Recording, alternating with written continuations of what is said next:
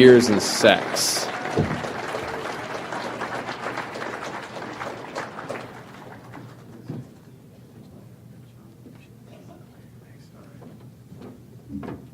Hi, my name's Charlie. I'm an alcoholic. Thank you, Zach. Zach's my host. Great guy. Right there at the airport on time. And didn't even have somebody else's name on the card. I went to a conference one time, a long time ago, and the people that were picking me up had their names on the card. So, I know. Eventually the terminal clears out and it's just you and them, but Zach was there. Thank you for your hospitality. And I want to thank the committee for inviting me to humiliate myself in front of my peers, really. I've got my friends from my home group here. Where are they? I know. Well, they're probably not here. They're probably golfing. But that's a double order, a slut puppy hose for those guys. Yeah. And I want to thank all the speakers who were up here before me. Mike, that was profoundly good as far as being able to walk away with something. I don't have that quality. I was telling Clancy, I'm a mile wide and an inch deep. You scratch me, and underneath me is primer. That's what I've got. So thank you. At least the people here will feel like they walk away with something after hearing you. But I'm supposed to talk about, and I wrote it down, honestly, on the back of this schedule. I wrote sex and fear so that I don't start veering into, sports statistics or something. As I'm wont to do, as you can tell, I have a lot of sports stories ahead of me.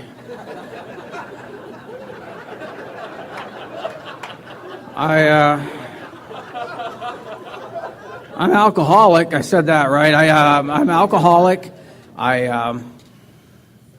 I'm glad to be here. There's so many people in this room I know and love, and the older you get, and I have gotten old. I was young in this program once. I was one of the young Turks. I remember one time when I was at one of we have little class banquets of the people who got sober together. I got sober on June the 11th of 1981.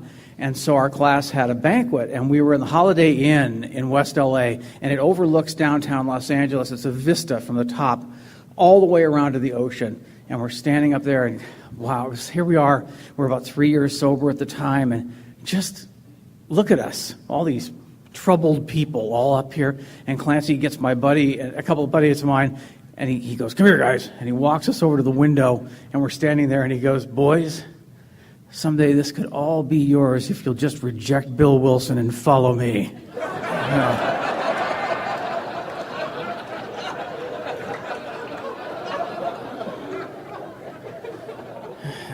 So, I come from a group that takes sobriety very seriously, but we don't take ourselves very seriously at all. So, sex and fear, okay. Certainly the building blocks of any relationship. You got to start somewhere.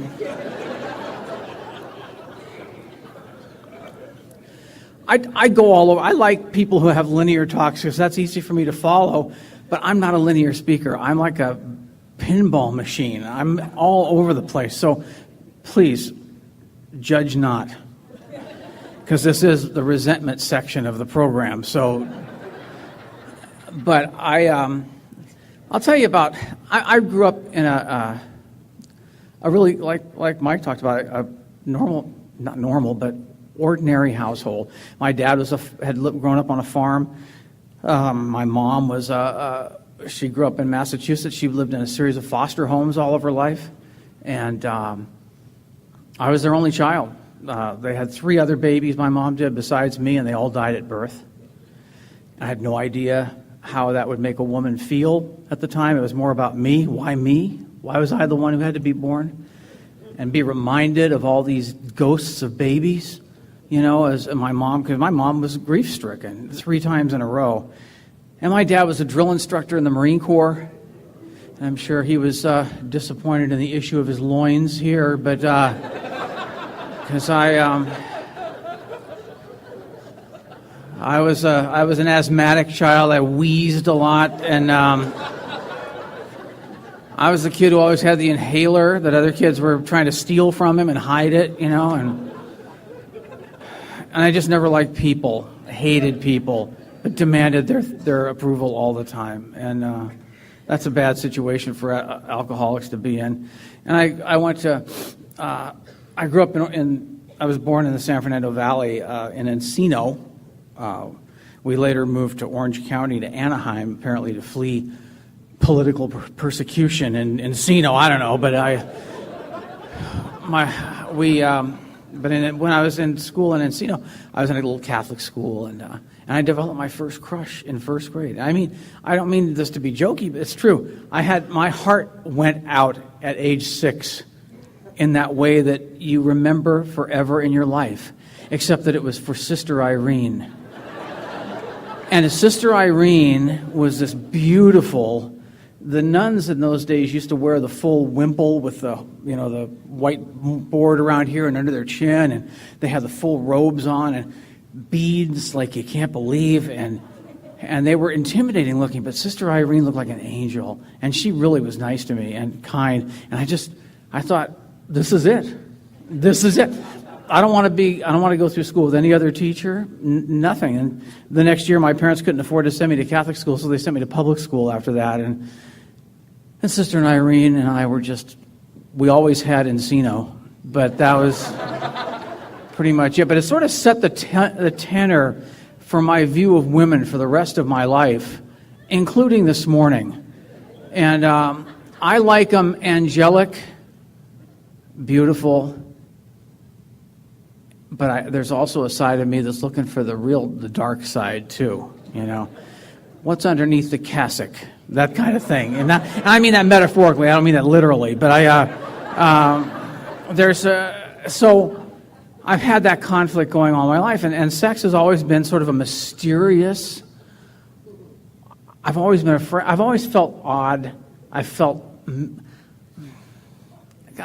always had bad posture, and I've always wheezed, and I've always never been worked out or anything. And if you're here, I know some people were saying, "Hey, are you going to give us the cure for sex problems in AA?" And they're joking, ha, but they're not up here, and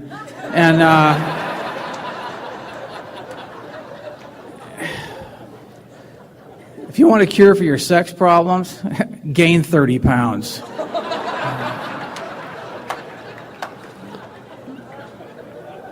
Bye-bye sex problems. I look in the mirror sometimes, and I look like somebody who was assembled by someone who had never seen a human being before. That's the feeling I have about myself. Some people say that's self-esteem issues. I call that just reality. This is the way it is, And I hated myself. I don't know why. I was full of just discomfort all my life. I don't know where it came from. My parents were loving parents. I was raised in a good community with other parents who would look out for other people's kids, and they didn't have any problem about getting you by the ear and saying, "What are you thinking?" And I'm going to call your mother and that kind of stuff. And so I'd snap in a line immediately. And there was safety in that too, because you knew somebody cared for you, but I didn't know how to fit in with anybody. And I went through high school with just a bounty of potential, most of which I still have retained today. But and I've always known I was going to do something great with my life. I always had a dream that I just wasn't quite sure what it was, or how to do it, or who would care. But I knew it was on its way. And I got out of high school with nothing but the potential flag flying, and I went into college. I went to college at 17. I graduated at 31, but I had a few detours on the way, and puberty struck somewhere in there. I wish it hadn't. In retrospect, it would have been a lot easier to wait until I was like 25 and then go, oh, okay, now I have the maturity to deal with it. But I still have those 15-year-old emotions and those 15-year-old reactions to life. And I just never felt adequate enough to be out amongst other people or to ask anybody anything. I never had a girlfriend in high school. I was going to go to the prom. This is a sad story. I laugh now, but I was going to go to the prom with this girl who had been the ASB president, and she was pretty, and she had sort of a Mia Farrow look to her at the time, and just really killer look, and like she was a kind of pint low of blood kind of look. I love that. Anyway, that's just a personal preference, but I like that sepulchral look, and I asked her if she wanted to go to the prom, and she said yes. And I was shocked that she would go to the prom with me. I was 6'1" at the time. I shrunk a little. And 6'1" and 127 pounds of just like a tuning fork vibrating on sexual energy. And but trying to mask it, because I knew that you can't just do that. That's really not right, because there are sins, and I'll get to that in a second. But I asked her to go. She said yes, and we were all ready. And the week before, she came up to me and said, "Guess what?" I said, "What?" And she goes, "I think I'm going to go to the prom with Harvey, who was the baseball team captain, football team captain, every team captain." And this guy had like a testosterone T-shirt, and there I was, and she just said, "I can't go with you," and she didn't go. I had to go back and get the deposit back for my tuxedo, which is just really a tragic story. I'll tell you the whole story later sometime. But she got pregnant that night.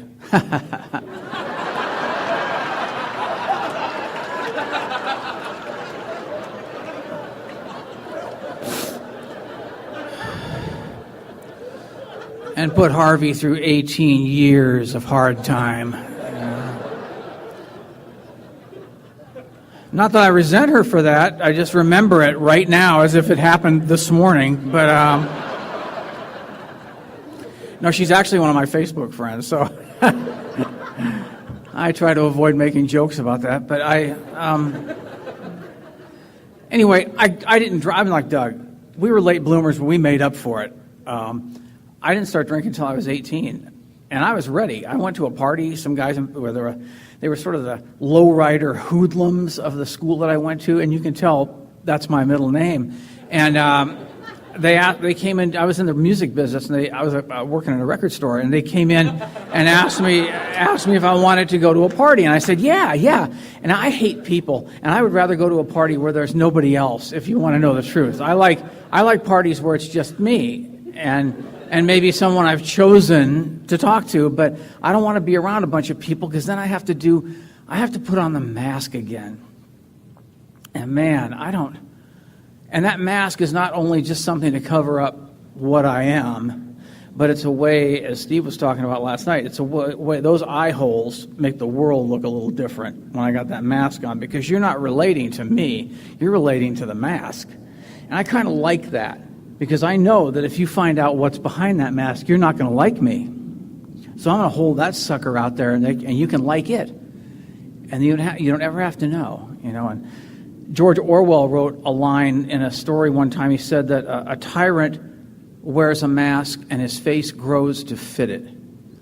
And I found that to be completely true with alcoholism. I went to that party that night, and somebody, I didn't want to be there. I'm standing there. I went with a buddy of mine, and we're standing there, and he went to have some fun, apparently.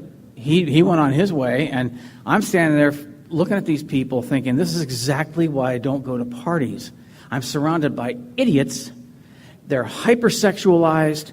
They talk in philosophy 101 horse crap jargon. They act like they think Joni Mitchell's going to show up here any minute, because it was 1968 and lots of fringe, and there they were, and I don't fit in at all. I got high waiter pants. I've got like a button-down shirt, and I'm scrawny, and I just thought, I hate these people. I hate them. They all know each other.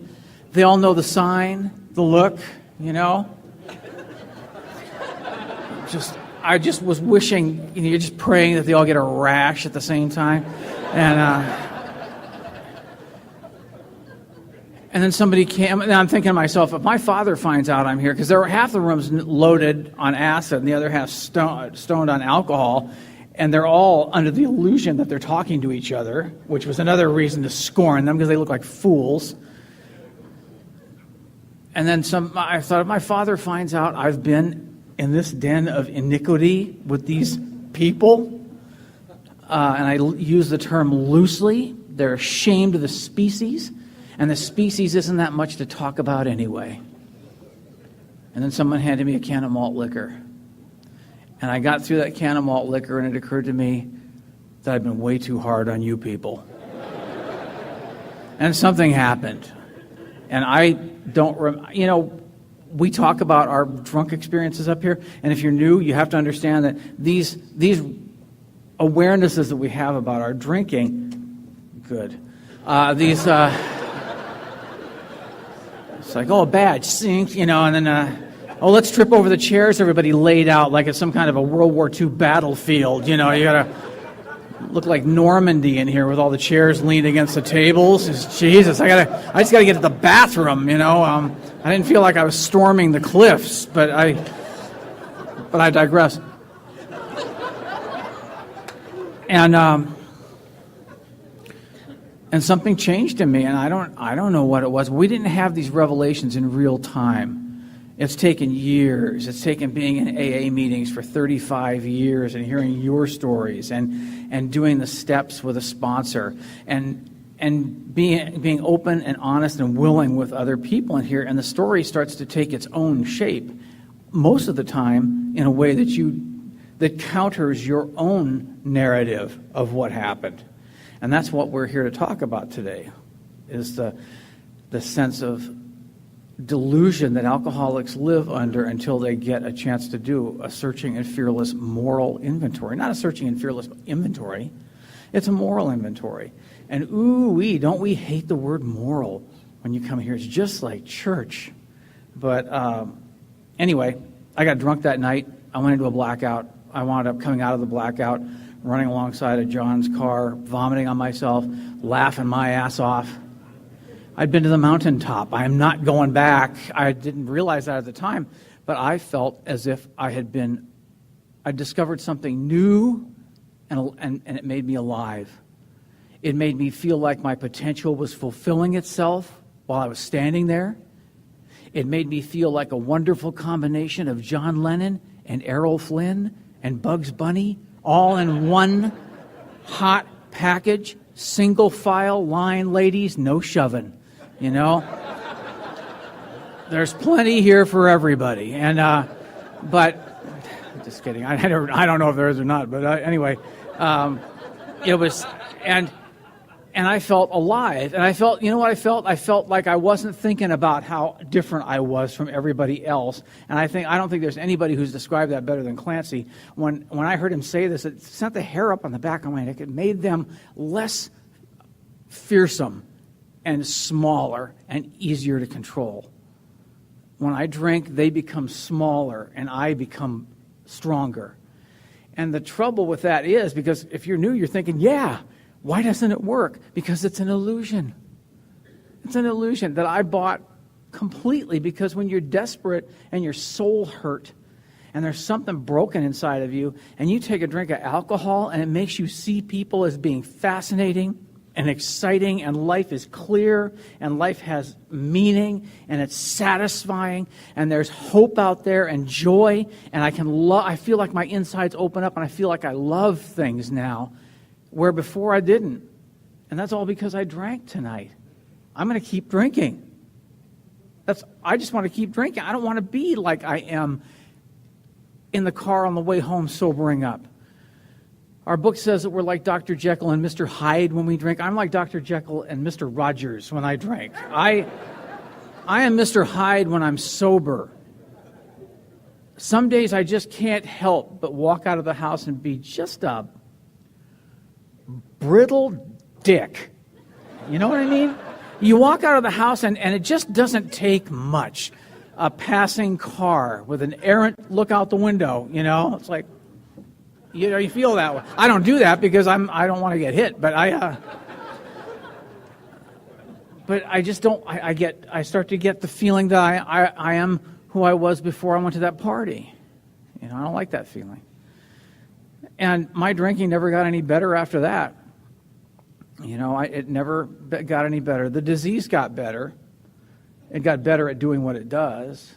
It got better at stripping away the stuff that we try to create in ourselves to make life worth living. And it just, I tell the story, I've told it for years, but I think it's a good example of what alcoholism does to people like me. And I had a neighbor across the street. We bought our houses about the same time, and his name was Tom, and he was a sweet guy. And he was a studio carpenter, and I live in Burbank, where a lot of the studios are, and he worked there. And he's just one of those guys that would come over to your house and fix your gate or fix your, anything you had broken. If a chair leg broke off, Tom would come over and just fix it for you. He knew how to do that. He was like my father in that regard. He was a carpenter and knew how to take care of things. And Tom got pancreatic cancer in the first summer after we moved in. And so around October, November, I saw his wife, and I said, "How's he doing?" Because he looked terrible. And she said, "Well, he's going in to have surgery." And I thought, "That's great."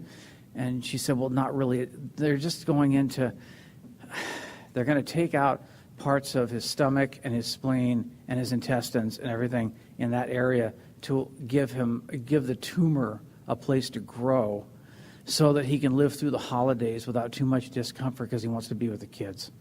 And he had kids the same age as I do. And I thought, and I mean no disrespect to this man or his story. I don't mean to diminish what he went through because he had nothing. He's not alcoholic. But isn't that exactly what alcoholism does? It just takes away perfectly good parts of every part of our life and cuts them away to leave a place for the disease to grow. It takes away our families, it takes away our friends, it takes away our people that trust us. It takes away everything. It takes away our dreams, hopes. And it doesn't replace it with anything except that false belief that if I just have another drink, things will get better. Because they did that one time. And I just can't stop remembering that this stuff works if I just get it right. And I could just need a couple of drinks to kind of glide into it, And then I get a couple of drinks and I don't know what to do. I can't stop. And I got sober. I want to go through a long drunk log, so I'm going to talk about sex, which it'll be about 5 minutes. But I wound up in 1981 living in my mom's house, which is where many of us wind up, at our mom's house. If I ever open a residential facility, I'm going to call it my mom's house so that no one will want to stay there long. They'll just want to get through the program and go into a regular life. Because if you live in Phoenix House, you're going to want to get the T-shirt. If you live in Revival House, that's got some huevos. But nobody wants to wear a T-shirt that says my mom's house. And no one wants to go to a meeting and have people say, "Hey, where you living?" "My mom's house." So we want to get them through the program and get them back into society fast, But I was at my mom's house. I had a big pantry and a hall closet full of food because I thought Armageddon was coming. I was, to say this out loud, I hadn't said this in a long time. It just sounds crazy. But I had all this food, and I had sterno that I bought, and I lived by myself. My wife had left. She was gone. I thought that marriage would work, and I will tie that into the sex part. Trust me. And I was living in this house, and I'm peeing blood, and I'm not telling anybody. And I'm working at this crummy job. I was going to go into publishing. I wanted to be a writer, so I got a job at a bookstore. I was working on the receiving dock of this bookstore, unloading trucks, and dying inside. I drink on my lunch break. Nothing's worse than doing you do retail inventory. I don't know if any of you have ever done a retail inventory, and you're getting all the stuff counted. Then you go out and get good and drunk because you're done with the inventory, and you come back and they said, all the counts are wrong. You got to double check it. And now you're drunk, and you're starting to ease off being drunk, and now you got to go back and do all this intense focus. Nightmare. This is the stuff of nightmares. And so I was sick. I was just sick. And I've been in therapy for 2 years. And therapy is a great thing, but it doesn't work for alcoholism, I've found. Because apparently the first requirement of therapy is truth, right? I got to fold. I can't tell you. It's not that I don't want to tell you the truth. I don't know what it is. And if I did know it, I wouldn't tell you because you would judge me. Why would I do that? And she kept telling me when I was getting in the throes of my divorce, and I'd married a lovely woman who worked at the bookstore too, and she had a trust fund, so we pooled her resources, and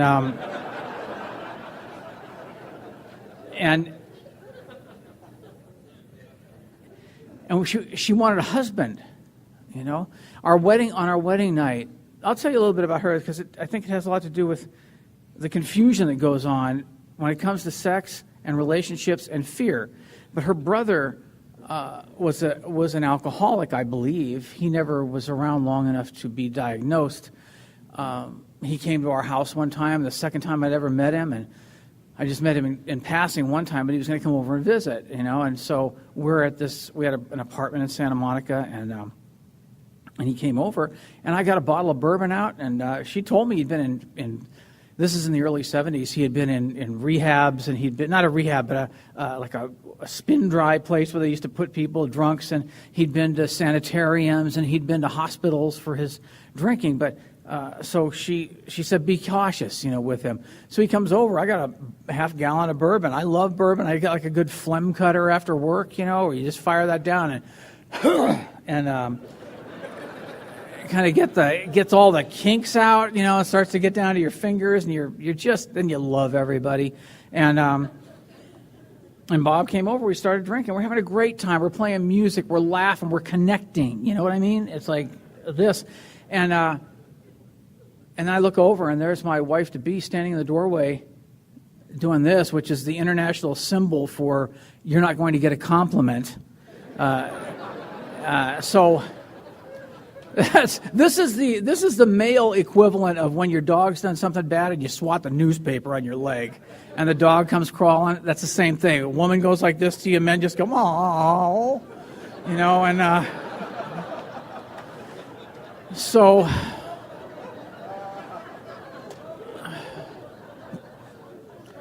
I go in the bedroom and she shuts the door, which is really bad news, and she starts going at it, and, you know, stop giving Bob alcohol. Bob is an alcoholic. And I said to her, Bob is no more of an alcoholic than I am.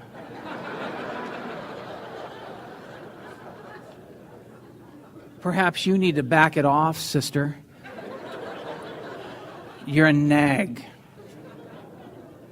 I turned around and walked out. She starts sobbing, so we just turned up the stereo. But the upshot of this, and 2 weeks later, Bob was dead. He drowned in Lake Castaic. He went out one day. He's 25 years old. We were the same age, and Bob didn't come out of the lake. He left a 5-year-old daughter and a wife, an estranged wife, and he just died like a lot of alcoholics do with no notice. It was drowning on his death certificate. It just said cause of death, drowning.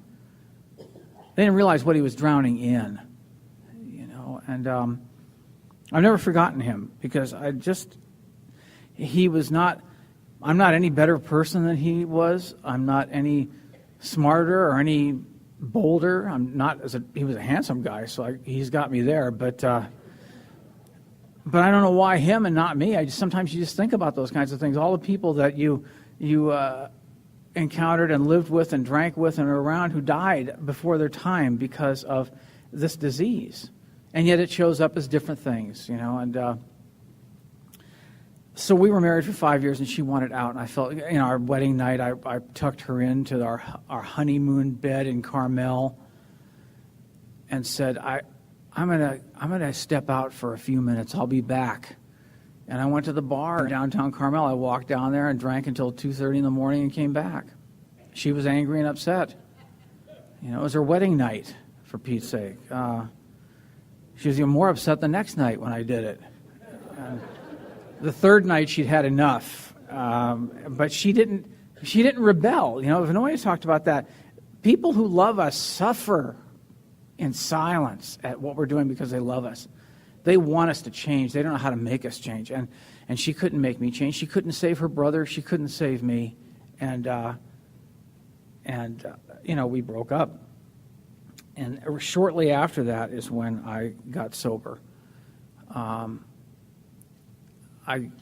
took the widow of Bob, her brother who died, to her first AA meeting outside of a rehab. She'd been in a care unit, which was they used to have them all around where you'd go there. It's like a drying out program. They cost you $70,000 now, but then they weren't that much.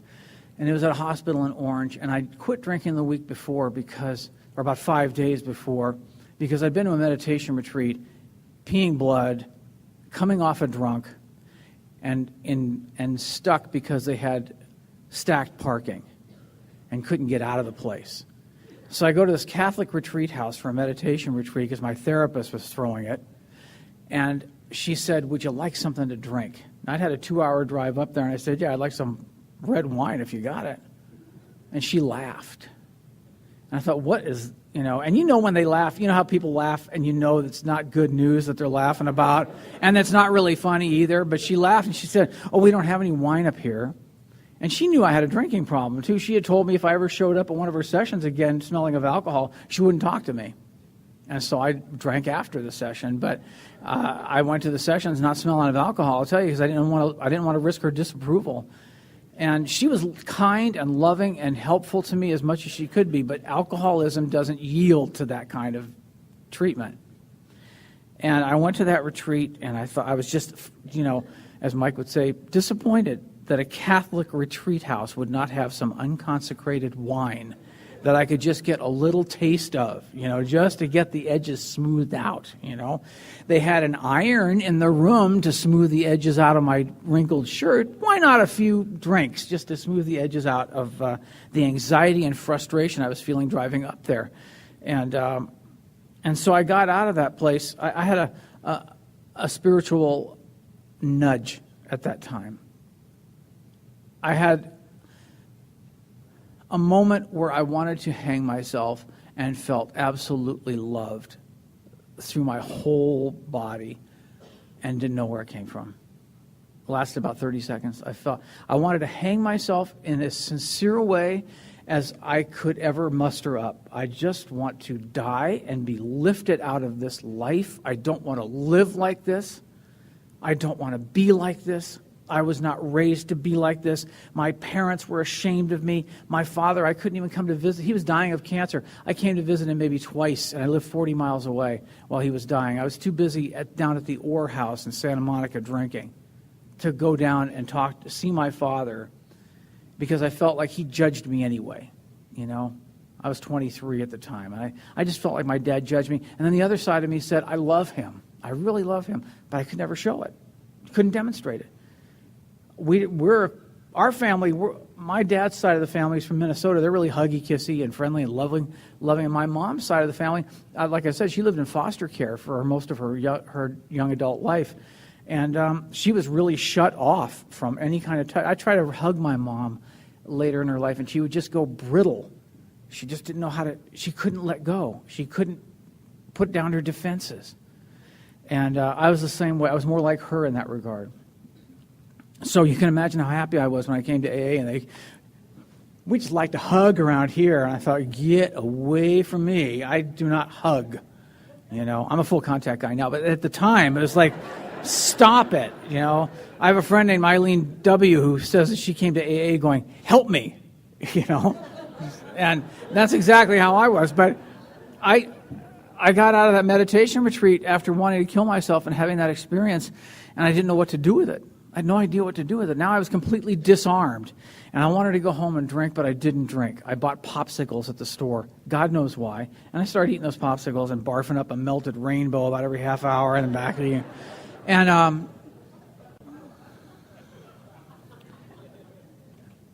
I brought Debbie to her first AA meeting. My mother-in-law called me and said, Debbie needs a ride to a meeting. Can you give her a ride to an AA meeting? Because I told her I'd quit drinking that week.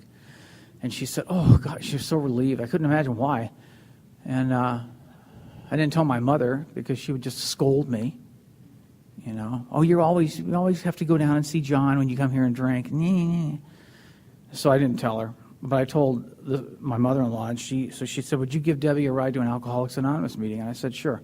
So I go pick her up at the care unit, and the 20-minute trip it took to get to the AA meeting in Tustin, which was in a city hall building, she 12-stepped me in the car, and she had 22 days of sobriety. I don't know if she knew she was 12-stepping me. It doesn't matter. What she did was she told me that she found something in that care unit with the AA people that were coming in there on panels, and she wanted to come out and try Alcoholics Anonymous because she said it made her feel better to hear those people talk. And, I'm looking at her, and she looked like a different person. I mean, I'd been drunk with this woman a lot of times, and she did not look like the same person. She looked like there was something centered in her, something that had some weight to it, and her eyes were clear, and her speaking was clear, and she wasn't talking nonsense. She was talking straightforward. I want to find a better way to live my life, and I think these people have the answer, and that's why I want to come to this meeting. And so I pulled up in front of the meeting. Now, I'm 5 days off a drink. I've got imaginary gnats hovering in my peripheral vision that nobody else can see them, and when you go to look at them, they go away. So the best you can do is brush them away. Now, when you're working around truck drivers who are pulling up to your receiving dock and walk in with a bill of lading and put it on the table, and you're standing there going, okay, I can get that. And you hear people calling your name behind you and no one's there, which is really annoying in the car when you're driving along and Charlie, and I'm detoxing. I didn't know I was detoxing. I thought that you just accept it. It's just somebody along for the ride, and so she pulls up in front of the meeting, and we pull up in front of the meeting, and I'm on my beat-up Volkswagen. It doesn't have a reverse, so I got to park it on a hill every day, aiming down, which is much easier than going in and getting it fixed. And I pull up in front of the meeting, and she said, I said, what time do you want me to come get you? And she said, well, why don't you come to the meeting with me? And I said, because I'm not an alcoholic.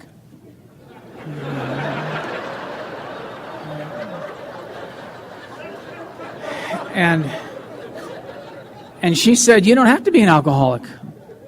It's an open meeting, and guests are welcome. And since you said you quit drinking this week, maybe you'll hear something that'll help you. And I couldn't get my filters up in time to weed out that information, so I went in and went into the meeting. Been coming back ever since. I haven't had a drink or any drugs. I had a little side foray into drugs. Drugs didn't do much for me. I don't want to be loaded. I want to be there. There's a difference. I want to be on point. I don't want to be lounging in the Barca, and talking in one-syllable words. I want to be eloquent, alive, connected. I want to press the grapes of life to the roof of my mouth. I want to jump on life and hump it and grab it and feel it and experience it and burn it and rip through it and have it take the top 3 layers of my skin off with it so the raw nerve endings are out. And I'm going to sit down and I'm going to write about it so everybody understands it. And then in the peak of my powers, I'm going to rocket off and I'm going to explode at the peak and just shower the world in stars. I do not want to be smoking pot till 3 in the morning and then eating a jar of mayonnaise.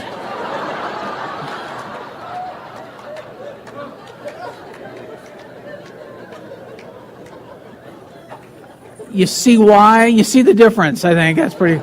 Anyway, so I went to that meeting. People were nice. They got me a big book, because that's how they pronounce it in Southern California. After they get sober, they start talking like they came from some weird part of the country that no one talks like that, except after they get sober. You want a big book? Come get a big book. And I thought, I work at a bookstore. How big a book are you talking about? Is this, does your big book have a title? That would be a start. I didn't say that because I didn't want you to not like me, so I went over to the table, and there was a lady there. She was about 6 feet tall, platinum blonde, and a cowboy hat. Just my type. And she gave me a big book, and I didn't have enough money for it. And so she said, "How much money do you have?" It's $5, I think. I hold out I hold out like $40 worth of bar change, but I got about $3 in my hand. And she says, "Okay, I'm going to take these $2, and that big book is yours. You don't have to worry about it. So I'm having a special on them tonight. So don't worry about it. That's your book. That other dollar you got in your hand, that goes in the basket when it comes around, because nobody stays sober in this fellowship on somebody else's dime. That's just the way it is.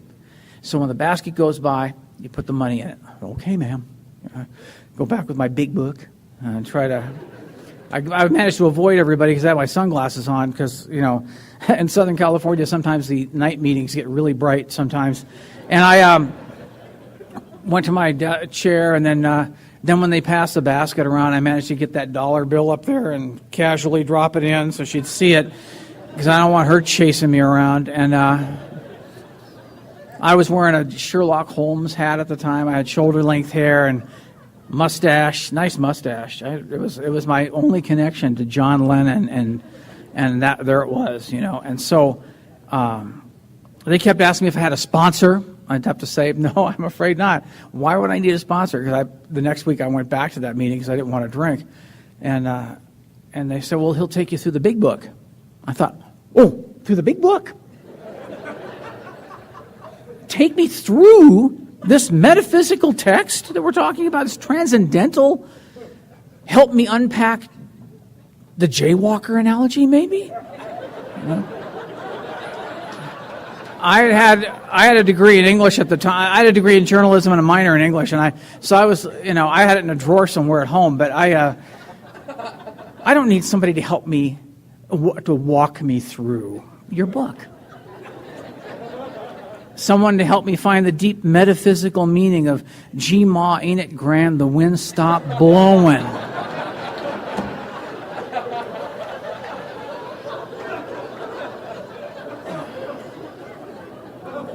Where's my spirit guide to show me why I should give a damn about Mr. Brown?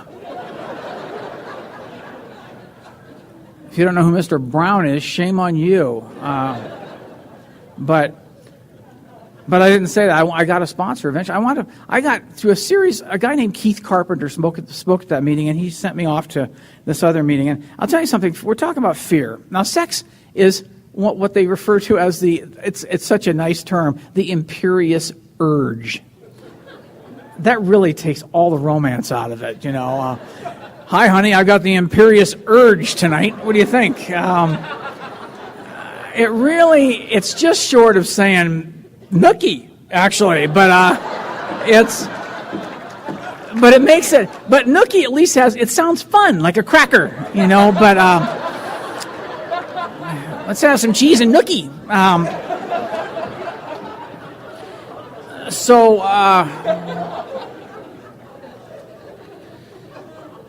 And I started to learn how people live in this alternate universe of sobriety, because I wasn't in it yet. I didn't get it yet. I was still swimming in this deep well of fear all the time that tied into my sexual relations. I am afraid of women. I am terrified of being rejected. Terrified. And I don't admit it. I mask it. I color it. It's a condemned house, but I repaint it. And that's how I walk around, with this condemned, repainted house with a mask out, and trying to deflect the fear. And I didn't realize that until I'd been sober for a while. I was terrified. And I came to the Pacific group, and which is much like your group, where people expect you to do something. And I found over the years that fear, to me, is the consequence of untaken action. That if I'm taking action, I'm not afraid. Even if I'm in the, they say, you hear people all the time say, you can't have fear and faith in the same place. Yes, you can. You can have fear and faith in the same place. As long as you're taking some action, the action is the faith. The fear can still be there, but you're ignoring it at the moment and taking some action. And I came here and I didn't want to, they would say, get a sponsor. Well, I don't want to get a sponsor. I don't need somebody. I have a million reasons why I shouldn't have to have a sponsor. I'm too smart for this program. I can see that you should have sponsors because there are big words in this book. Words like moment. Anyway, and I don't need someone to walk me through it. And I was just defiant about it. And I realized later on, that's just fear. Why am I so defiant? Why am I so defensive against all this stuff? Because I'm terrified. I'm terrified. Because I don't want to drink again. I don't want to wind up doing what I was doing. And I'm not going to go into detail. I've done some shameful things and some things that are very illegal that never got caught. The only difference between me and a guy who did time is the guy who did time got caught, and I didn't. And not because I'm clever or sharp, but a lot of times just because I was in the right place at the right time to escape it. You can't escape the guilt, though, and you can't escape the fear that causes, that someone's going to find out, that someone's going to learn about you, that someone's going to know that you really are. When you get a sponsor, they say, can you just put that mask down for a second? And let's talk. I couldn't do it. I just couldn't do it. And I got a sponsor finally to shut you up. And he said, okay, here's what I want you to do. I want you to do these things. I want you to shake hands at the meetings. No. Walk around and ask people their name. Oh, you've got to be kidding me. We're like babies around here when it comes to getting direction to do something. We're grown people, and someone tells us to do something, and it's like when you try to take a toddler into a store and they just dangle and because they don't want to go, so you're hauling them along, and they're just spinning. I don't know how they do it. They rotate their entire shoulder around while you're holding them. But that's how we are. It's like, I want you to shake people's hands and ask them their names and get their phone numbers. Get the men's phone numbers. Like anything, like I could do anything with a woman's phone number anyway. I'm like a chihuahua chasing a bus. What's going to happen when you catch it? Good luck. So, but I was I didn't want to do this, and then I got sent to I want you to go to the yard every week, which is at Clancy's house, and the men play softball. Again, my softball days are probably ahead of me, but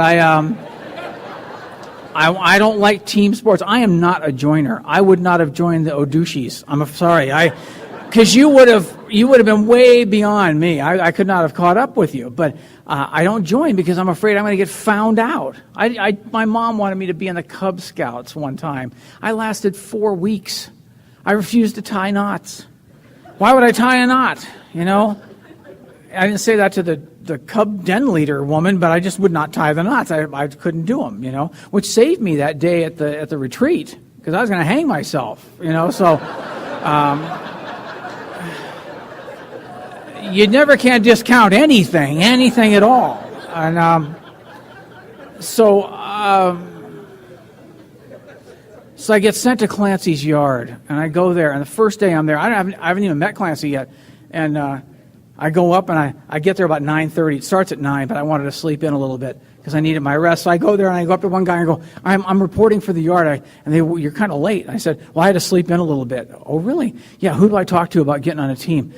You see that guy out there on the pitcher's mound? The guy barking at the guy behind the plate? Go out and tell him you slept in today and that you just finally got here and you want to play. So I go trotting out there, and I go up to Clancy and, excuse me, sir, but I just got here. I slept in this morning because I was tired, but I got here a little late, but I wanted to get on a team. And he turned around and looked at me, and he said, it's okay, kid.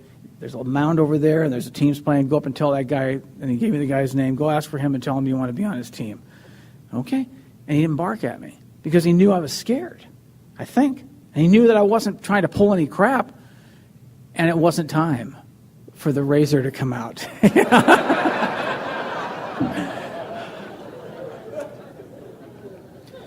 And I was terrified to play softball, but I played. They put me out in a field where no one ever hits the ball.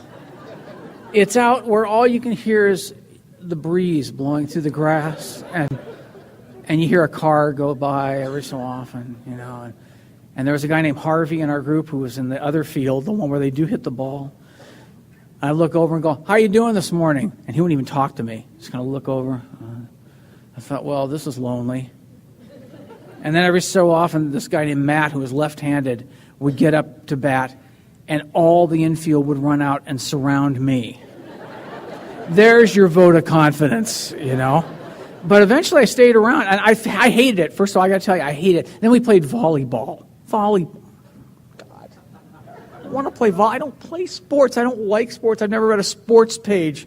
And there I am in the volleyball court with all the other newcomers that can barely, we have no eye-hand coordination at that time. And I left that yard about 2 o'clock that afternoon. I was filthy. I was sweaty. I was tired. And I felt like $1,000,000. The fear was gone for that particular moment. The action, I followed through on something and did it not because I wanted to, because I was afraid of the consequences, because I know what the consequences are in AA, in alcoholism, and that is that I will drink. And if that's not the main thrust I want to be a better person, but when all the stuff is knocked over, the last domino is a drink. And I don't want that, because I know and I remember vividly in my mind, in some little nub attached to the back of my brainstem, what that feeling of being there is, and how it feels to have a couple of drinks in me and to feel that sense of rising ease and defiance, that I'm finally better than I was.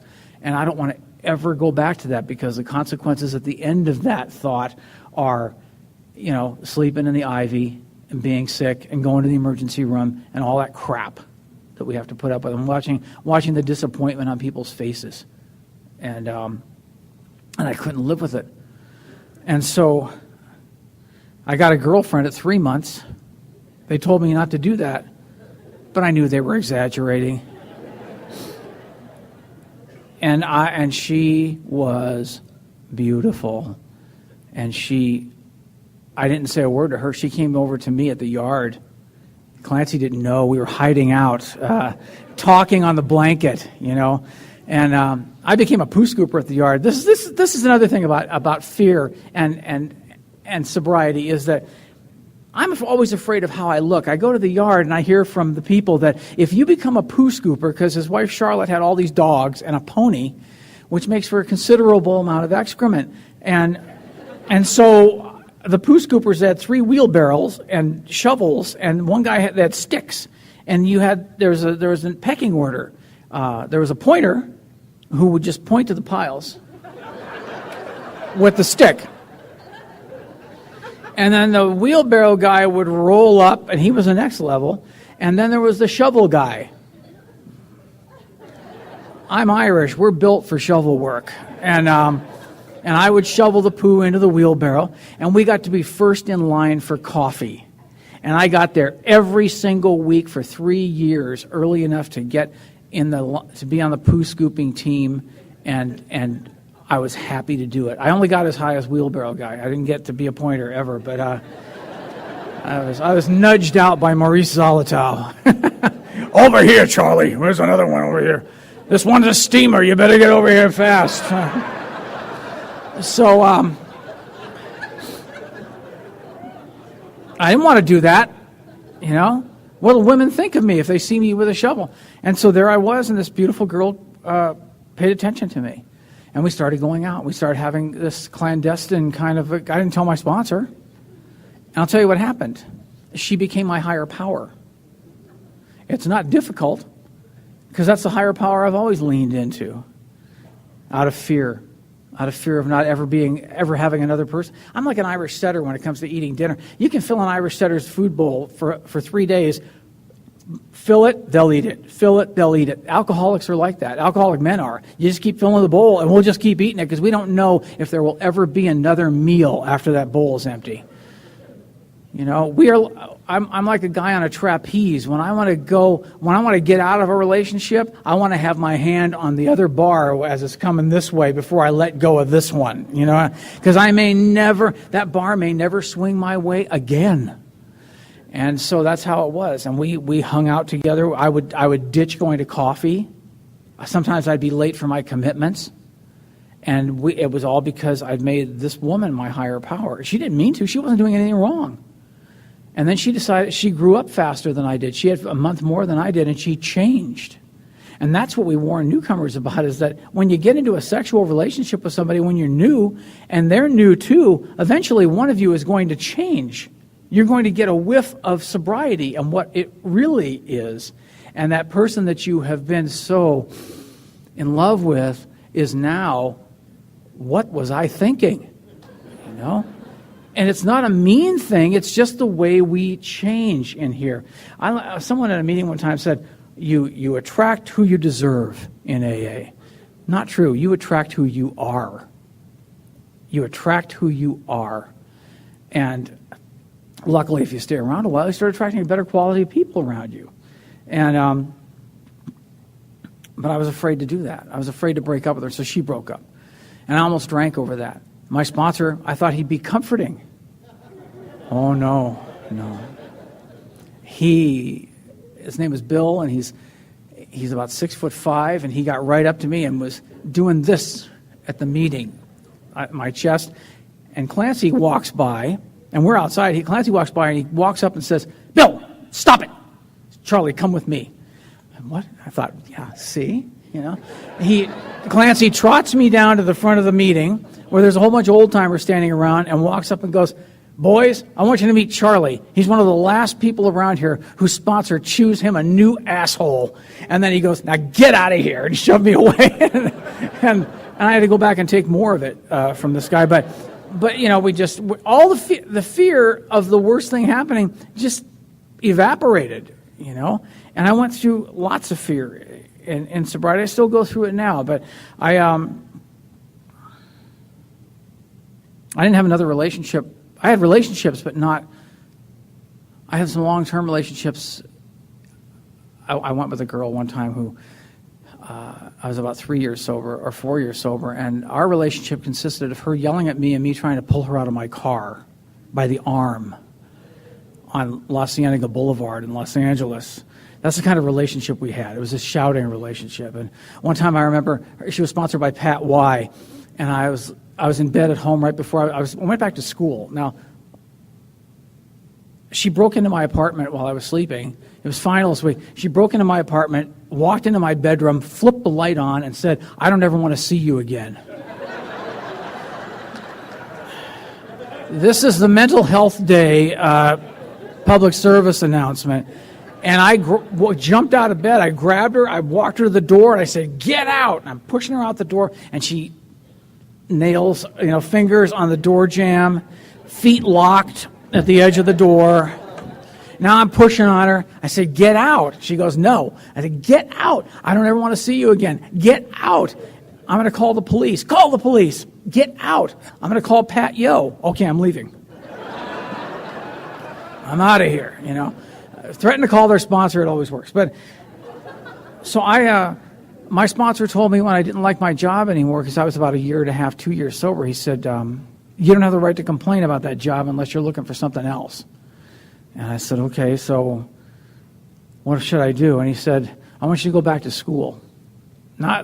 College was the worst 13 years of my life, and I just could never really enjoy it. And I went back to school, and I went to Loyola Marymount, and because it was nearby, and I didn't know what to do. I walked on that campus, and my sponsor gave me a direction to sign up for college. And I don't want you to call me until you're signed up. I don't know how to sign up for college. I go up to this college, and it's a big Catholic university. It's beautiful. People all around. I can't, I'm standing there. I'm terrified. And I see a gardener. Now, I know gardeners. I work with gardeners. I work with truck drivers. I work with bikers. I know how to, these are my people. And I go up to him, and I said, "Excuse me, do you know where you go to sign up for college?" And he goes, yeah, the admissions office is the second floor right over there in that building. So I go, thank you, to trot over there and sign up. And so I went home and told him, and he said, good. And I got the notice about a month later that said I'd been accepted at the university. And I thought, oh, no. So I told Bill, and he goes, well, that's great. And I said, but I don't have enough money to pay for this. And he goes, why don't you go see if they have any financial aid? You know, now, I had worked at a college bookstore. I should have known all this stuff. Shoulda, but didn't. Because I'm like this. It's all about me. Anybody else has any other problems? Are there any solutions other people are following? I can't see it because I'm focused on my problem and my needs. And so I went to the admissions, the financial aid office, and they said, oh, we can give you. You've been paying your bills because I've been going to a guy in our group who was a finance guy, George W. And he sat me down every week and he told me to write letters to all my creditors, and he told me to pay them $5 a month until I could get back on my feet. And I did that. It was a shameful, embarrassing thing, But I sent all those letters out. And when I applied for financial aid, they said, you're good. Because I've been doing that for a year. And so I went back to college. And then I got a job teaching at the college that I was unloading books at. It was a college bookstore. And I was, the dean came down. I'd known her for years. And she said, Charlie, are you back in school? I heard you're back in school. I said, yeah. And she said, where are you going? I told her Loyola. And she said, are you in the graduate program? Yeah. So okay, what are you getting a master's in? I said, English. She goes, great. We're short one English teacher, and we need somebody to cover the class. Can you do that? I said, I'm not sure. Let me check with somebody. And I go up in the back and call Bill, on the phone, and I told him what happened, and he goes, take the job. And I said, but I've only been in school for like a semester. I kind of like what I was thinking is because I got an idea, and we've all got ideas. We heard a lot of them this weekend. We're going to hear more later.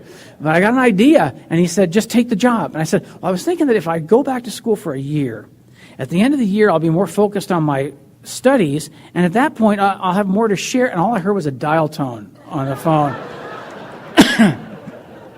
Okay. So I go back and said, I'll take the job. And she goes, oh, great. Here's the book. You start Tuesday. I thought, whoa. Start Tuesday is real. I love the idea of doing things. I had a chance through my first wife to write for a television show being produced at NBC, and got an appointment with the guy at the NBC lot in his private office bungalow with a private fireplace in it to meet with him about writing a show. And he told me all about it, and I went home and I drank because I was terrified.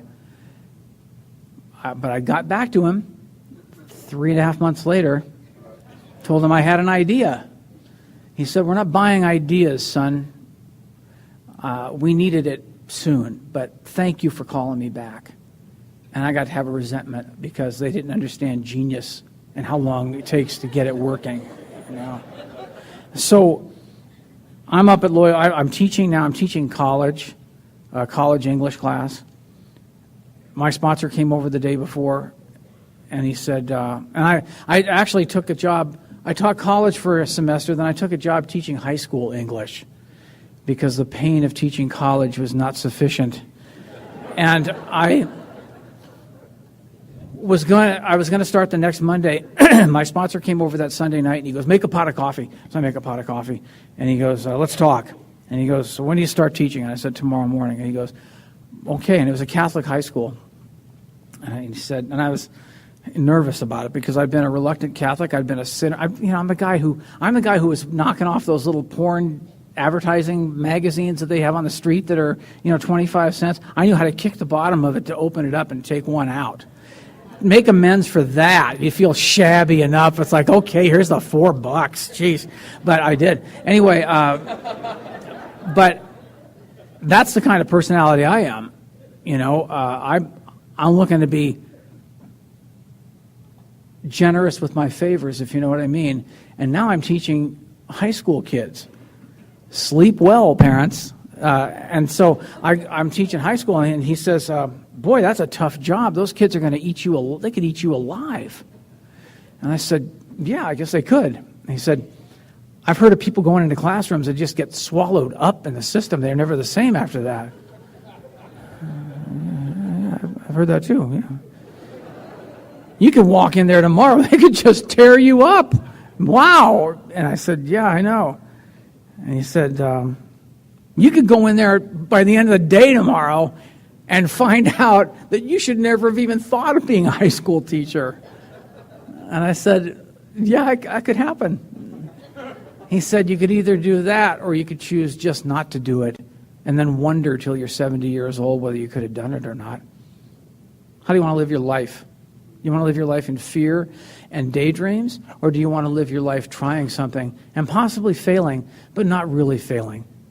Because failure is just a research and development field. When you fail, it's not really failure. It's not an end. It's just a divine recalibration in some other direction. And the fear is, if I sit in my fear and don't try something different, like go back to college or teach high school, then I'm cheating myself. And so I stayed at that high school for 7 years, and I got connected. I was able to get connected with my church that I had disavowed when I was a kid because one of the babies that my mom was going to have had died, and I prayed for that baby. I was just like you with your great-grandfather. I got sent to the neighbor's house, and my mom was pregnant again, and she'd lost 2 babies before me. Then I was born, and she had this one chance again. And I went to the neighbor's house, and I prayed to God, please let my mom be okay and let this baby be okay. That's all I want, you know. And the next day they told me, well, you can go home now, but just don't talk about babies to your mom. You know, and there were cards stuck in the screen door, that kind of, and I went home, and my reaction then was, screw God. I'm not going to talk to God ever again. He's a liar. People lied to me about that. Oh, God answers prayers. No, he doesn't. I'm an 8-year-old kid, and I'm praying to God for something that's not even for me. I wasn't asking him for a candy bar. I was asking him to save this baby's life, and help my mom. And he didn't do it. Not even for an 8-year-old kid. And I'll never ask him for anything again. Ever. While he's up there with this high-minded people, you know, up there in the penthouse, up there with all the people that put gloves in their glove compartment. They do everything right, you know. They pour alcohol in it with a 1 ounce cup, and they pour it to the line. Sorry, a little too much there. All right, these are the people that God likes. God doesn't like people who are out there poking in the weeds, sleeping in the ivy, causing mayhem, punching people out, creating havoc, cheating and lying to people at the very core of their existence with sex to manipulate them into doing what you want them to do, and then walking away and hurting that person's soul. We do all that stuff, and we're in the basement as far as I'm concerned. I'm in the basement's basement down there. Why? And when I got sober, I thought, why would God ever, how am I ever going to get up there with the good, fine people? I mean, obviously there are people here who could. They're on their way. But we're never going to make it. Why are we kidding ourselves, you know? And I said that to somebody one time. I believed it. And I said it to Vinoy. And Vinoy said, did you ever think that maybe God walked all the way down to the basement just to get you out? You know, did you ever think that maybe God went down there to find you?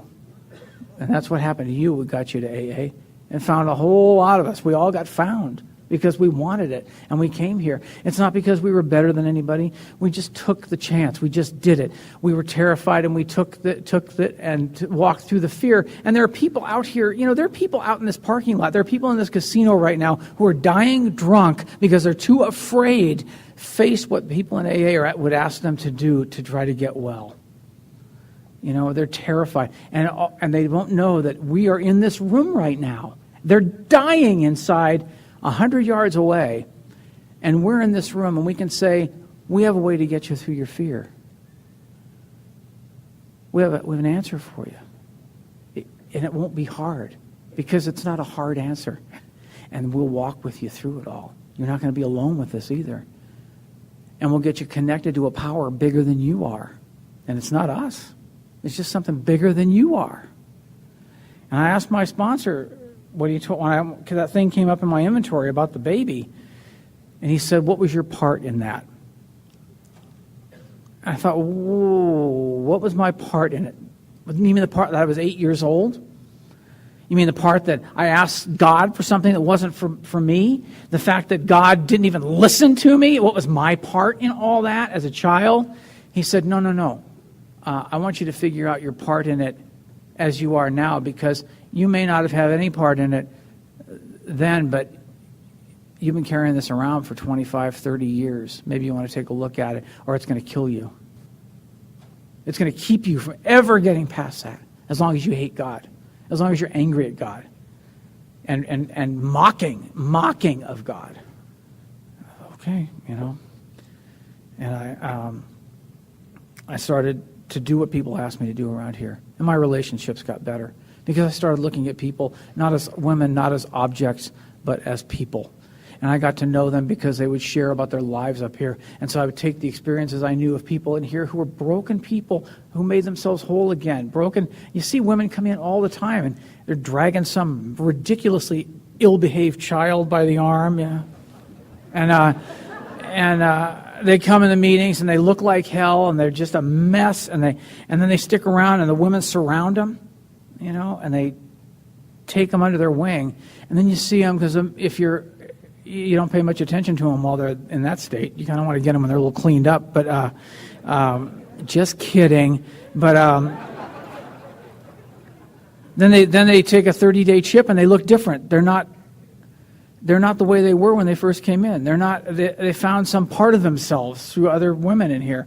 And then you see them at 6 months and they take a chip for that. And their kids start getting better. And then you see them take a cake for a year. You see their life is back in order. Their eyes are alive.